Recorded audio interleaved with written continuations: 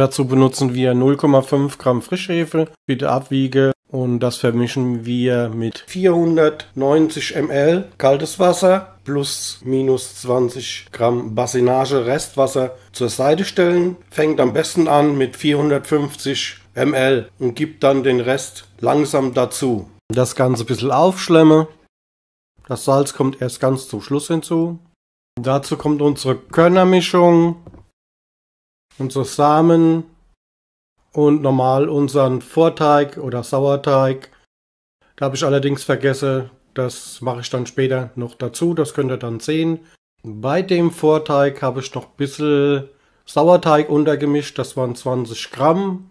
Das könnt ihr alles genau nochmal im Rezept nachlesen, da ist alles 100% ganz genau nochmal erklärt. Dann haben wir hier ein Weizen-Biomehl Typ 1050, 480 Gramm. Das 1050er lässt auch die Teige ein bisschen dunkler werden und hat auch eine bessere Wasseraufnahme und ist auch vitaminreicher. Dazu kommen 220 Gramm Bio-Weizen-Vollkornmehl, sehr gutes Mehl, also 220 Gramm. So, jetzt kommt unser vergessener Vorteig dazu und diese 20 Gramm Sauerteig, die ich da noch untergemischt habe. Deswegen ist er auch so dunkel. Normalerweise soll man das vorher machen und vorher ein bisschen unterschlemmen, aber das geht auch so. So, das geht alles in die Maschine rein auf Stufe 1, damit das Mehl am Anfang nicht rausfliegt. Man kann auch auf Stufe 2 kneten oder 3, das ist ganz egal, nur der Teig wird natürlich dann viel wärmer. Deswegen bleibe ich immer auf Stufe 2. Ich gebe dann jetzt noch die 18 Gramm Salz dazu. So, der Teig war jetzt ungefähr 10 Minuten gerührt. Der soll so leicht glänzig sein oder so cremig wie Eiscreme. Das könnt ihr auch daran erkennen, wenn er nicht mehr so klumpig ist. Das sieht jetzt zwar ein bisschen klumpig aus wegen der Körner, ist es aber nicht. Ich habe jetzt noch ein Brotgewürz reingegeben, das mache ich euch noch in die Infobox rein. Das kostet ganz wenig. Allerdings müsst ihr das ein bisschen aussortieren, weil das eigentlich ein Gewürz ist für Fleisch und so weiter. Ich mache ja auch Fleisch und Wurst. Also so sieht der Teig nun aus.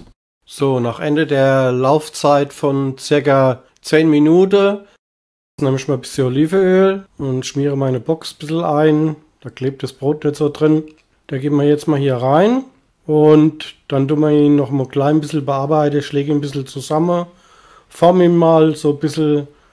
Dann kommt ein Deckel drauf und da wird er erstmal für ungefähr 3 Stunden, also ich habe ihn jetzt 2,5 bis 3 Stunden stehen gelassen, bis er so ein bisschen angeleiert ist. Wenn ihr dann seht, dass er so merklich angeleiert ist, dann könnt ihr nochmal ein bisschen Stretch and Fold machen und danach kommt er dann auch schon in die Kühlung bei 10 Grad.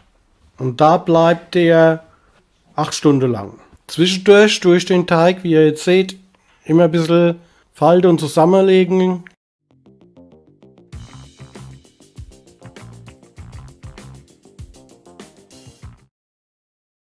Am nächsten Tag holt ihr euren Teig aus dem Kühlschrank raus. Dann ist der sehr kalt. Bei mir hat er 10 Grad gehabt.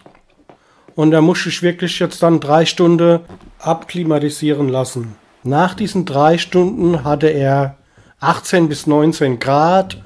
Und dann habe ich ihn verarbeitet. Wir geben ein bisschen Mehl auf die Arbeitsfläche, aber nicht zu viel. Arbeitet nicht mit zu viel Mehl.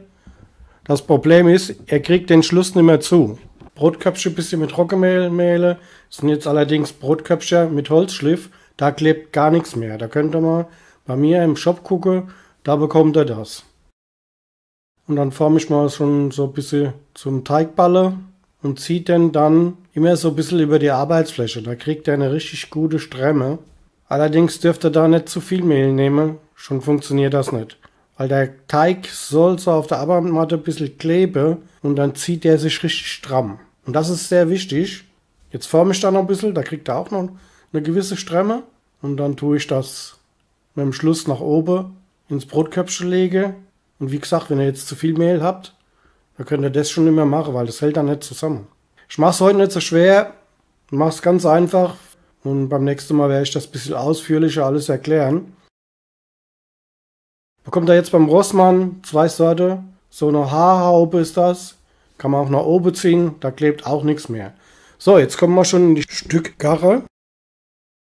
Der ist jetzt 3/4 hochgegangen und volle Gache wollte ich nicht, weil ich hab's mehr gern, wenn er dann im Oben sich noch ein bisschen ausdehnt. Da könnt ihr mal gucken, läuft ein Video. Backpapier zurechtschneiden, Marius Channel. Wie ihr seht, der Teig hat eine gute Spannung. Vom Anschnitt her war es diesmal ein bisschen schlecht. Da hätte ich gerne ruhig ein bisschen tiefer einschneiden. Und da habe ich was im Internet gesehen.